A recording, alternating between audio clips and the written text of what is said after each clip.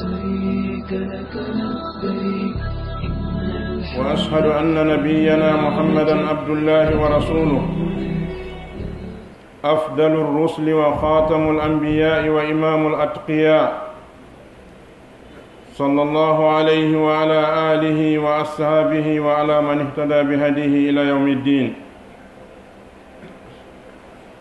أما بعد، فأوصيكم عباد الله بتقوى الله جل في علاه، فإنها العدة في الشدة والرخاء، ومن يتق الله يجعل له مخرجا ويرزقه من حيث لا يحتسب، ومن يتق الله يجعل له من أمره يسرا. إخوة الإيمان، لقد طالب الإسلام أهله المتصرفين بحمل رسالته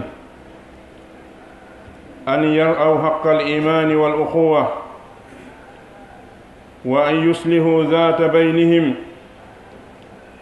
وأن يقفوا صدا منيئا أمام الجرائم المدمرة والأمراض الاجتماعية الفتاكة. يتي الله سبحانه وتعالى oɗo allah mo tawi ko o jon neema, ko o jon dokke. yettamo kanko allah subhanahu wa ta'ala jarnamo tuuba rutto faade e makko, toromo yaafuye, seedo ala reweteɗo e gonga si wona kanko, ko o gooto alamo o kafi, seedo oɗo nelaɗo meɗen muhammadin sallallahu alayhi wa sallam, o ko jiyaɗo allah, ko nulaɗo allah, mo allah subhanahu wa ta'ala suɓi ɓurni e dow nulaɓe ɓen fuu, waɗimo timmode annabaɓe ɓen, nulaɗo arta ɓaawo makko, annabajo arta ɓaawo makko. kala neɗɗo hulowo allah subhanahu wa ta'ala, ko oɗo nelaɗo woni ñentinirgal makko. nden toro allah subhanahu wa ta'ala yo juule nelaɗo e ɓengure maɓɓe nden e sahabaɓe maɓɓe ɓen o hisnaɓe. jeyaɓe allah, miɗo wasiyo hoore an, wasiyo on hulgol allah subhanahu wa ta'ala. oɗo allah tedduɗo towuɗo, mo tawi kala mo moƴƴini fiyake muɗum ala bonnowo, kala mo o yeebi fiyake muɗum ala moƴƴinowo. kulen allah subhanahu wa ta'ala ngol ɗo kulol allah ngol tawi ko ngol neɗɗo haani mari torde fii sattende si ari, ko ngol kadi o haani mari torde fii si newende ari. allah subhanahu wa ta'ala o humpiti e wondema kala neɗɗo siftorɗo ko wiyete kon kulol allah, allah no ƴettanimo ahadi o waɗanaymo yolɗe nde kala ko sattira o okkoremo arsaki nokku ka o sikkira. o ƴettani en ahadi kanko allah subhanahu wa ta'ala, kala neɗɗo hulɗo allah subhanahu wa ta'ala waɗi ko wi kon hara himo weltori, o huli allah subhanahu wa ta'ala, o acci ko allah haɗi kon tawa kadi ɓiɓɓittaki ka wonki makko. allah no woni oniri waɗangol mo newende e fiyakuji makko ɗin fuu. no jeeya e fayere sikkugol neɗɗo on ko si o lundike allah, ko si o jaggiti keeri allah ɗin, ko si o feni o tooñi o janfike si fiyake makko o moƴƴa. sabu allah subhanahu wa ta'ala na ɗum wi ka deftere makko, ko wi ka deftere makko, wa man yattaqi llaha yaj'al lahu min amrihi yusra. mono faala newende e fiyakuji mum ɗin fof yo eto hula allah subhanahu wa ta'ala. musidɓe gomɗinal, allah subhanahu wa ta'ala waɗi kaɗo diina islam ala hay hunde ko moƴƴinta fiyake yimɓe ɓen si wona si ɓe gollitirika. kala hal ille, kala gandal, kala feere ƴettande nde tawata ko lundinde islam, nde naɓata jama on e jam. haray kaɗo dina islam no ɗaɓɓiri yimɓe makka on hara na nodditiɓe nder to wi ko julɓe tawa ko haala islam no ɗaɓɓiri julɓe ɓen ɓeɗo julɓe ɓe tawata allah subhanahu wa ta'ala teddiniriɓe rondagol lettre islamu o yettina faade tagore nden yoɓe wakkilo ɓe reena haqqe gomɗinal ngal yoɓe wakkilo ɓe reena haqqe siɗɗoyagal ngal yoɓe eto ɓe wona sabu ha hakkunde julɓe ɓe moƴƴa watta ɓe eto ha hakkunde julɓe ɓe bona yoɓe waɗu hoore maɓɓe heedo dandaygo e ɗiɗo boneji halkoji e ɗiɗo ñabbeli lombiɗi hakkunde jama on bonnayɗi hakkundeji maɓɓe ibadallah wa innahu la yazulu almujtama'u bi khayrin ما عرف فيه أفراده حقوق بعضهم بعضا وصادت بينهم الأخلاق الفاضلة وتلاشت بينهم الصفات الذميمة جاب الله عندن هري جما و جما ليدي و ليدي بإيوتا مؤجرة فنن غوتو كلا مأبنو عندي حقي أويا fannin goto kala maɓɓe no reeni e yeɓugol haqqe oya jama wo jama leydi wo leydi haysi ko ɓe heeferaɓe woni haysi ko ɓe sirkoɓe woni si kala maɓɓe reeni haqqe ɗimmo mum on rentike e yeɓugol mo allah subhanahu wa ta'ala acca ɓe ɓuttu heewugol juulugol yimɓe heewugol maɓɓe rewgol allah subhanahu wa ta'ala accataɓe ɓuttu si woɓɓe maɓɓe yeebi haqqeji ɓeya ala ko bonnata hakkunde yimɓe ɓen ala ko yeebata gurdan jama on gila ka galleji ha ka golleji ha ka yaasi hewti kala darade e to no yeebira haqqe ɗimmo muɗum on hewti wiigol neɗɗo on kanko so hetti haqqe makko on ɗimmo makko si haqqe mo yeebike ɗum ko mere kala jama jogiiɓe ɗe haqqille ɗo hare ɓe yaltini koyte ko moƴƴere hakkundeji maɓɓe jama on serata e moƴƴere fannin ko jikkuji moƴƴi ɗi woni ko ardi fannin jikkuji ŋiñaɗi ɗin no loyi hakkundeji maɓɓe inna min ahammi sajaya alhamida husna zanni bilmuslimin والتثبت في نقل الأخبار لهم وعنهم ولقد أدب الإسلام أتباعه على ذلك حفاظا على تماسك المجتمع وتلاهم أفراده يقول سبحانه وتعالى يا أيها الذين آمنوا إن جاءكم فاسق بنبأ فتبينوا أن تصيبوا قوما بجهالة فتصبحوا على ما فعلتم نادمين harayno jeeya e ko ɓuri himmude ko hana wattanede ila e muɗum ko hana toppitede moƴƴugol jikku e moƴƴingol jikke e yimɓe julɓe ɓen e taskagol habaruji egginteɗi naɓaneɓe ɗin e habaruji egginteɗi itte maɓɓe ɗin sabu ala ko bonni hakkunde jama on hewti ɓeɗo naɓoɓe artira ɓeɗo jindoɓe hakkunde yimɓe ɓen ɓe tawata golle muɗum oɗen fof ko yaagol wowlana oɗa jento ƴettana ɓa woltana oto ƴetto kadi on acca neɗɗo mo tawi ko oɗo won golle makko oɗo islamu wi'i nammam ɓeydowo yewtere haala gotol o watta ɗiɗi o yettinoya on ton haala gotol o ɓeyda tati o adda o wattanaga neɗɗo siga oɗo sino hakkunde jama on jama o wonta e jaam ɓeɗo yimɓe moƴƴinoɓe penale saka hakkunde yimɓe ɓen ɓeɗo no boni ɓuri ko boni kon fof hakkunde yimɓe ɓen ko ɗum waɗi ɓe wi yufsidu nammamu fi sa'atin ma la yufsiduhu sahiru fi sanatin neɗɗo waddidirowo yimɓe himo wawi bonnude e nder leere goto ko mbilejo wawata bonnude nder hitande iɗen andi le mbile ha ka wawi bonnere ɗon kono bonnere mbile nden e ɗuɗude e tiiɗude neɗɗo waddowo hakkunde yimɓe ɓen himo wawi huɓɓude yiite hakkunde gollidoɓe himo wawi hakkude yiite hakkunde jeyduɓe himo wawi huɓɓude yiite hakkunde yimɓe kafuɓe diina o huɓɓa yiite hakkunde yimɓe kafuɓe leydi ha goto kala wona moni o hara anda ko fi hunɗo ko ɗum waɗi islamu on jaɓali oɗo jikku bonɗo islamu on yamiri yimɓe muɗum ɓen taskagol si neɗɗo ari yewtima haala ndaaru o wowluɗo ko hon e ko woni kon kadi o mo eggini haala kan kadi ko hombo woni mo moƴƴingol jikke e julɓe ɓen ɗum no jeeya e ko islamu ɗaɓɓi no jeeya ko Allah subhanahu wa ta'ala noddi en faade e muɗum fii reenugol jogodiral jama on e wowodiral e wongol gootum hakkunde yimɓe mo jama on Allah subhanahu wa ta'ala o noddi yimɓe gomɗimɓe ɓen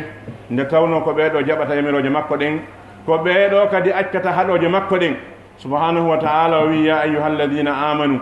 ko onon yo yimɓe gomɗinɓe si ɗum ɗo wiyama kala neɗɗo gomɗinɗo no hani yeɓude nuuru makko ndun o jento sabu haray ko yamirore woni arde o jaɓa ma ko haɗore yo accu Allah subhanahu wa ta'ala wi ko onon yo yimɓe gomɗinɓe in ja'akum fasiqum binaba'in fatabayyanu si neɗɗo yaltuɗo e ɗoftare neɗɗo yedduɗo Allah subhanahu wa ta'ala neɗɗo mo suɓata ko wowla haajaka si bonni e si bonnali neɗɗo mo tafa sina sari nde sokkaka reedu muɗum oɗo si ari yewti on habaru wattene hila ko wowli ko taske ko o wowli kon ɗo nde yano ton e yimɓe hara koye hoore majjere wonton ɓaawo nde waɗɗon ɗum kon nin suɓ wata goɗɗo artu wiya kaari wiima ɗum ɗo yana yaha e on yana e on ɗon wata goɗɗo ari wiya tun kaari wiima ɗum ɗo hande kadi moƴƴere ko wonno hakkude mon kupa wata goɗɗo artu wiya gollo ma o wiima ɗum ɗo inna mi yaltinimo golle wata goɗɗo artu wiya tun kawtal ma wi ɗum ɗo inna hande kadi men haɓay watte yila o arɗo wowli ko o wowli kon moƴƴina jikke mo itti haala kan e muɗum on ndaaramo kanko neɗɗo wowluɗo on wattanayla e makko sabu hawnaki hara ko jeeyaɗo e ɓeɗo yimɓe ɓe tawata ko bonnodiroɓe hakkude jama o subhanahu wa ta'ala o wi ya ayyuhalladina amanu jtanibu kasira min azanni inna ba'da zanni ismu wala tajassasu ko ono yo yimɓe gomɗinɓe rente e yoga e sikkeji gono ton ko waɗi sikkeji gono ton siɗi naati hakkude yimɓe hakkude maɓɓe bonay wata o wiƴodirmo be tawi tefa e anda ko honɗum oya jokki idan hoolo neɗɗo julɗon ka hooliɗa hoore maɗa ɗon ko imanu ma on haɗuma wujjugol ko haɗuma fenugol ko haɗuma kansugol idan no kasa kanko kadi imanu makko on haɗamo ɗiɗo ko waɗi ko imanu o woni bani adama on ikhwatal iman inna sana almuslimu alwa'i la yaqbalu aya qawlin yasilu ila masma'ihi duna tasabbut wattaharri fa inna min albasar man yaltaffuna hawla afradi almujtama fayughiruna as-sudura wa yab'athuna as-surura فتحدث القطيع والسهناء والعداوة والبغضاء روى البخاري في الأدب المفرد عن أسماء بنت يزيد رضي الله عنها قالت قال النبي صلى الله عليه وسلم ألا أخبركم بشراركم قالوا بلى يا رسول الله قال المشاؤون بالنميمة المفسدون بين الأحبة الباغون للبراء الأنت سيبقى قمدين به حرأي نتو جلدو gomɗinɗo Allah subhanahu wa ta'ala mo tawi himo wi hoore makko ko deftere Allah nden o ɗownorta himo wi hoore makko ko sunna nelaɗo on sallallahu alayhi wa sallam o ɓanginorta deftere Allah nden ko ɗum ɗo wi mo ko ɗum o watta ko ɗum haɗi mo ko ɗum o accata oɗo julɗo mo tawata haqqilleno e hoore makko o jaɓata kala konngol hewtungol ka nanɗe makko o gollitira konngol wi'i kon siko moƴƴere o doga faade e mayre siko bone o doga kañum kadi faade e oɗo bone ha o tasko konngol wowlangol ngol o eto o anda ko honɗum woni ɓaawo muɗum taw sabu no e yimɓe ɓe tawata no womba hakkundeji jama on naɓa artira golle maɓɓe ɗen fof ko argol wowla yeeso ma jento ko honɗum jabotoɗa ɓe ƴetta ɗum ɗon ɓe naɓa nokkugo kadi si ɗum ɗon ɓe wowloya ɗum ɗon kadi ko wowluɗa kon yilto ɓen ɗon kadi ƴetta o ƴetta ko wowla toon kon kadi o artira ga sabu ɓe wi'i man naqala anka man naqala ilayka naqala anka mo ƴetti haala goɗɗo addanima o nulaka yo ar o yeetoma sikke ala an kadi ko wolnama kono o natta ɗum sabu na o nulaka yo ar o yeetoma o mo ari wi'ima ɗum ɗo o mo ari wi waɗima ɗum ɗo e ɓawma a yi'ali musalima oɗo nulamo yo ar o yeetoma ko addi yo ar o haalande ko par ce que ko wolta ko an kadi o nattore idan ko jikku makko on non ɓay noon ko jikku makko on noon watta yila mo ari wowli yeeso ma ko o nulaka andu o natta kadi ko nulaka o yottinoya haray ɓeɗo yimɓe no wooda hakkude jama on hiɓe ɗenɗe ɗen fof hiɓe couleur ji ɗin fof hiɓe nokkel ɗin fof jindoɓe hakkude jama on goto goto ɓe immina ɓerɗe jama on ɓe ƴawna ɓerɗe jama on ɓe waddidira hakkudeji maɓɓe ɓe immina bone ɓe memmina taƴodiral e konnago e hawre hakkundeji yimɓe ɓen nelaɗo sallllahu alayhi wa sallam e oɗo hadis mo imam boukhari filli ka deftere makko al adabul mufrad o yitte oɗo sonnajo asma binta yazid o sonnajo wi wondema o naniri nelaɗo sallllahu alayhi wa sallam nelaɗo no maaka ene on accatami yeeto on yimɓe ɓen fof ko homɓe ɓuri bonde sahaba wi nelaɗo maaka neme homɓe ɓuri bonde yimɓe ɓen fof nelaɗo maaka sallllahu alayhi wa sallam almashauna binnamima ɓeɗo yimɓe jindoɓe waddidirgol naatayɓe e biroji fena wiya ɗum ɗo e ɗum ɗo ara ka marché fena wiya ɗum ɗo e ɗum ɗo yaha e radio hoye joolo howla ɗum ɗo e ɗum ɗo ɓeɗo woni sunnoɓe leyɗe ɓe woni golle maɓɓe ko ɗum kadi dépense maɓɓe on heɓoto e muɗum si jamanu e jaam heɓata ko maɓɓe kum isan ɓeɗo ko yimɓe hanaɓe wattanidele e muɗum saabu ko yimɓe ɓe tawata koɓe poson kala kaɓe woni jama o wontaje isan nelaɗo sallllahu alayhi wa sallam ɓe maaki ko ɓuri bonde e yimɓe ɓen fof ko ɓeɗo yimɓe yahayɓe e waddidirgol a jamaji ɗin ɓeɗo yimɓe ɓe tawata no bonnidira hakkude weldunoɓe a wayrayno an e goɗɗo ɗon huwodiri hiɗo weldi ɗon gollida waddowo o rewa ɗon bimbi goto feƴƴa aroya wi assalamu aleykum tawa namo woɗa nande on yiya yeeso hara nango wowɗa yiide ngon yiita hande kadi huwodiral hara na wownalngal ngal jiɓoɗa ko honɗum waɗɗa ko honɗum bonnuɗa tawa andata ko oɗo poson neɗɗo rewno oɗo feƴƴi idan siga ɓeɗo yimɓe sino e nokkure si jama o wattanale maɓɓe ɓe bonnay ɓe bonna kadi haka ɓe faala ɗum aqulu qawli hada wa astaghfiru lakum fastaghfiruhu innahu huwa alghafuru rahim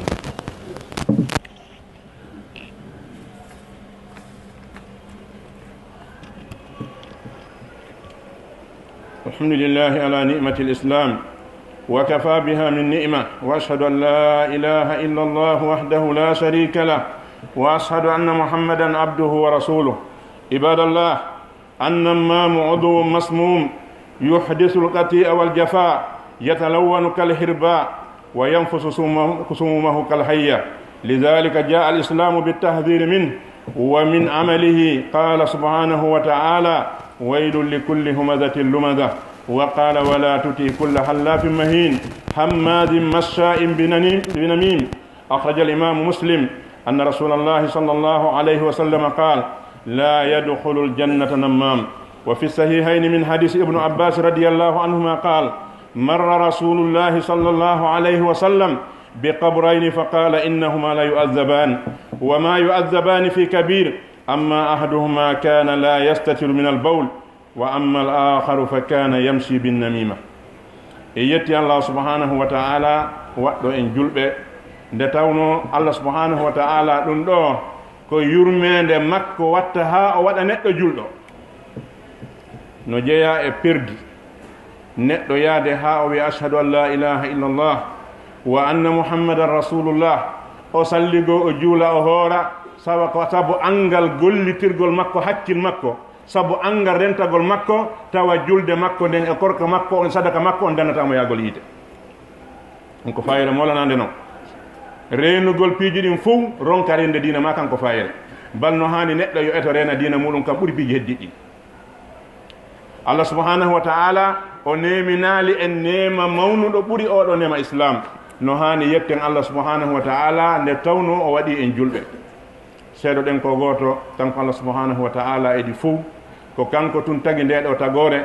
ko kanko tun kadi toppetoto fiyake tagore nden hay gooto marɗo junngo moƴƴingol fiyaake tagore ne si wona Allah ala ɗum waɗi yimɓe ɓen haana ruttade si wona Allah subhanahu wa ta'ala kala no haani yiltitade e hoore muɗum kala no haani tubode ruttofaade Allah subhanahu wa ta'ala hara wi'aali ko kaari waɗinmi ɗum ko kaari waɗi en ɗum mo beeyo wi ko bonnere ande waɗinmi ɗum sabu subhanahu wa ta'ala ko wi ma yafalu llahu min adabikum in shakartum wa amantum wa kana allahu shakiran alima haajo Allah e lettugol on si tawi on jarnimo on gomɗinimo Allah no jeeya e sifaji makko ɗin jarnugol neɗɗo waɗɗo ko moƴƴi holno lettirta neɗɗo moƴƴinowo en seydo Muhammad ko jiyaɗo makko ko nulaɗo makko ɗen toromo e juule nelaɗo sallllahu alayhi wa sallam e ɓeygude maɓɓe ɗen sabaɓe hisnaɓe jeeyaɓe Allah anden haray neɗɗo waɗɗo golle mum waddidirgol hakkudeji yimɓe ɓen imma ko windugol e kaydiji sakita ma ko windugol bugo e internet ji holla yimɓe hunde no woni tawa nde wonali ma ko noddugol wola radio ji fenade ma ko jindugol hakkude yimɓe ɓen sowno penale neɗɗo waɗɗo ɗum ɗo golle muɗum oɗo ko neɗɗo poson neɗɗo mo tawata ko addowo taƴodiral hakkudeji jama on neɗɗo mo tawi himo mbaadini ko ndoñol ngal mbaadinoto kon so tawi hiɗa ɓorni dane ko dane so tawi hiɗa ɓorni ɓale ko ɓale kala no o tawi couleur ma on no wayi ko noon o wayi so yaltiti yeeso ma tuma changi couleur ɓen andi doñol ngal ko ni wayi yimɓe goo kadi ko ni wayi ɓe mara noone kaɓe hewti wo ko ɗon ɓe jeeya no ɓe wayi ɓen no wawɗa o ko no ɓe wayi ha certon oɗo himo wutta posonji makko ɗin hakkude yimɓe ɓen wono boddi wuttirta toke muɗum ko ɗum waɗi islamu rentini e makko rentini e golleji makko ɗin Allah subhanahu wa ta'ala wi lette wodani kala oɗo neɗɗo ñoowo yimɓe moƴƴe bonna inde maɓɓe waddidira hakkudeji maɓɓe oɗo lette no wodanimo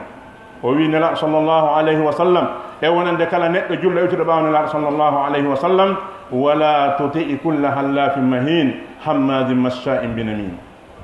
wata ɗofto ta jaɓan kala neɗɗo hewuɗo wondugol neɗɗo jaasuɗo neɗɗo hewuɗo ñu'ugol neɗɗo yahowo e waddirgol yimɓe ɓen wata jaɓan oɗo imam muslim o itti e nelaɗo sallllahu alayhi wa sallam ka deftere makko o wi wondema nelaɗo no maaki natataka aljanna neɗɗo mo tawi ko waddidirgol hakkude yimɓe woni golle makko kala neɗɗo mo tawi golle mum ko waddidirgol hakkudeji jamaje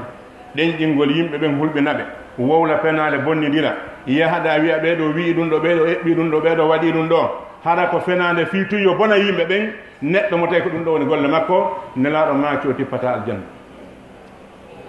ɓe maaki kamɓe nelaɗo sallllahu alayhi wa sallam e hadis goɗɗo go arɗo ko sahih boukhari ko sahih muslim ɓe maaki won e hadis abdoullah ibn abbas radiallahu anhuma abdoullah ibn abbas wi ñande go nelaɗo sallllahu alayhi wa sallam hiɓe seenoɓe rewi e nokku tawi kabruji ɗiɗi no e nder nokkure nden yimɓe ɗiɗo no surra ɗon nelaɗo dari maaki surraɓe ɗo ɓen ɗiɗo no lettede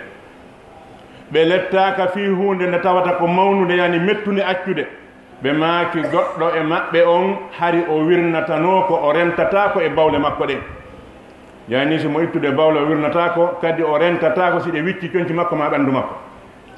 ɓe maaki ɗimmo on ko neɗɗo mo tawno no yaha hakkude yimɓe ɓen e waddidirgol ko ɗum woni golle maɓɓe ɓeɗo ɗiɗo ɓe maaki kamɓe nelaɗo sallllahu alayhi wa sallam kaɓe surra ɗon ka gabru maɓɓe ɗo e delngal darade hiɓe lettede ɗo taw amma ko ɓe hettota yesto kon si ɓe yeebino e nder fenade maɓɓe ɗen haqqe bani adama sikke ala ɓe totta e haqqe on si ɓe yeebino e mo wonki bani adama sikke ala bakka to ɓe rondoto sabu se a feni fenade kala ko nde lanci kala ko nde bonni siko jawli siko wonki kala ko heeɓi ton e bakkaɗo heɓay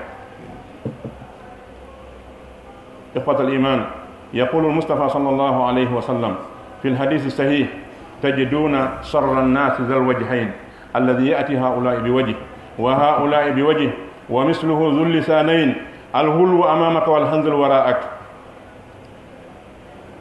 صلى الله عليه وسلم إماك ko ɓuri bonde yimɓe ɓen fuu sino ɗaɓɓitude ɓurɓe bonde yimɓe ɓen fuu ko neɗɗo mo geeke ɗiɗi neɗɗo mo geeke ɗiɗi wona tawde neɗɗo no woodi mo geeke ɗiɗi ka haqiqa bimana ko neɗɗo mo tawi si o fotti e neɗɗo landitotoɗo haqqe mum on ko kamɓe so fotti e neɗɗo yeeɓuɗo haqqe neɗɗo on ko kamɓe kanko ka yaari o ko kanko ɓe yimɓe no heewi si ɓe ari ɓe tawima haqqe maɗa wulla haqqe ma no yeeba ɓe inna ko enen yewta ɓe ƴetta ɓe yaha ɓe tawa yeeɓuɗo haqqe on kadi ɓe inna ko enen ɓe yewta on noon kadi goɗɗum ngoo neɗɗo mo tawi ko ni woni alhaali makko nelaɗo maake o ɓuri bonde yimɓe ɓen fof ɓe wi ma ɗum siga makko neɗɗo mo tawi ko jonɗenɗe ɗiɗi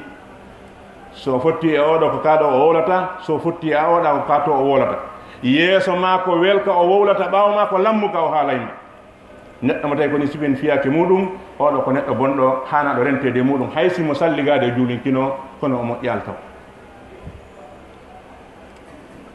fa ajabun sa'anu man yuslimu aqlahu li haula innamamin fa yusaddiquhum ala ma yaqulun duna tasabbutin wala rawiya wa qad jaa rajulun ila umar bin abdul aziz rahimahullah fa dhakara lahu ar-rajulin shay'an fa qala umar ya hadha in shi'ta nadarna fi amrik fa in kunta kadhiban fa anta min ahli hadhihi al-aya ya ayyuha alladhina amanu in ja'akum fasiqun binaba'in fatabayyanu wa in kunta sadiqan fa anta min ahli hadhihi al-aya hammadin massa'in binamim wa in shi'ta afawna anka fala ta'udu ilayhi qala al-afu ya amira al-mu'minin la a'udu ilayhi abada ndaare yimɓe moƴƴuɓe attiɓe ɓen honno ɓe wawno ko ni julɗo fof haani waɗude kala nokku ka o woni kala none mo woni. Umar bun Abdul Aziz oɗo lanɗo e lamɓe julɓe ɓen ɓe tawata ñande fof hiɗen haani tuggude tinde meɗen fofatoro Allah yo Allah yilti tan en siga ɓeeɗo e hoore leydi ndi. Goɗɗo immi ari ka makko wi haray komi ari yetagol ma ko kaari no wima ɗum ɗo e ɗum ɗo e ɗum ɗo o woli ha o gayni siko yimɓe hande ɗen andi ko honno waɗayno ka o tefatano o landatano ko o yanoya e on ɗon o waɗamo kala ko heɓi feere woni gonga woni fenande o tefa kono ndaaren julɓe ɓen haqqille maɓɓe ɗen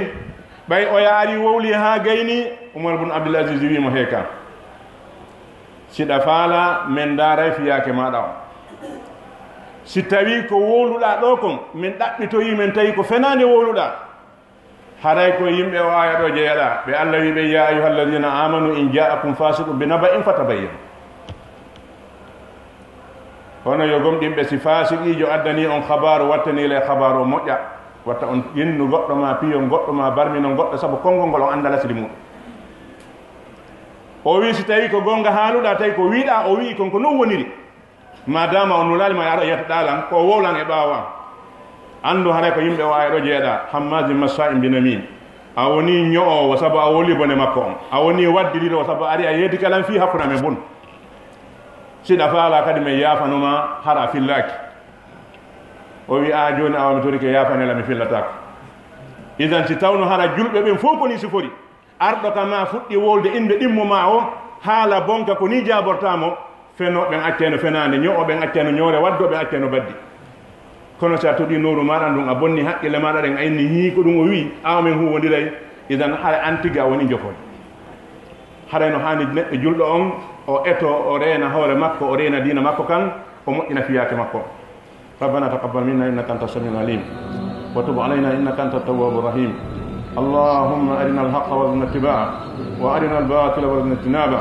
برحمتك يا أرحم الراحمين اللهم يا حي يا قيوم يا حي يا قيوم برحمتك نستغيث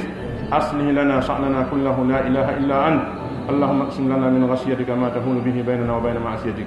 ومن طاعتك ما تبلغنا به جنتك ومن اليقين ما تهون به علينا مصائب الدنيا ومتئنا اللهم بأسماعنا وأبصارنا وقواتنا أبدا ما أحييتنا واجعل ثأرنا على من ظلمنا اللهم اجعل ثأرنا على من ظلمنا اللهم اجعل ثأرنا على من ظلمنا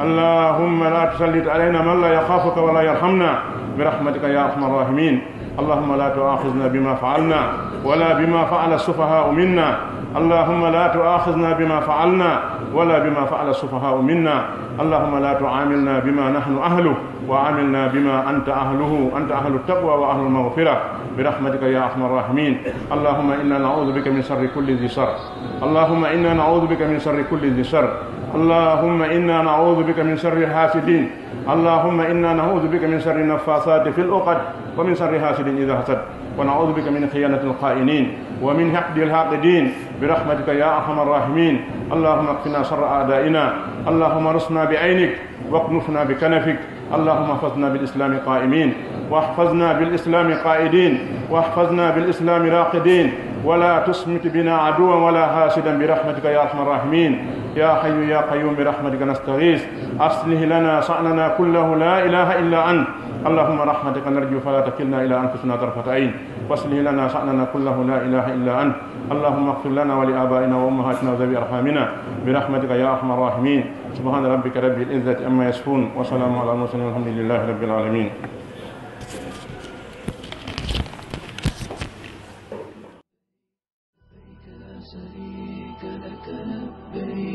إن الحمد والنعمة لك والملك لا شريك لك لبيك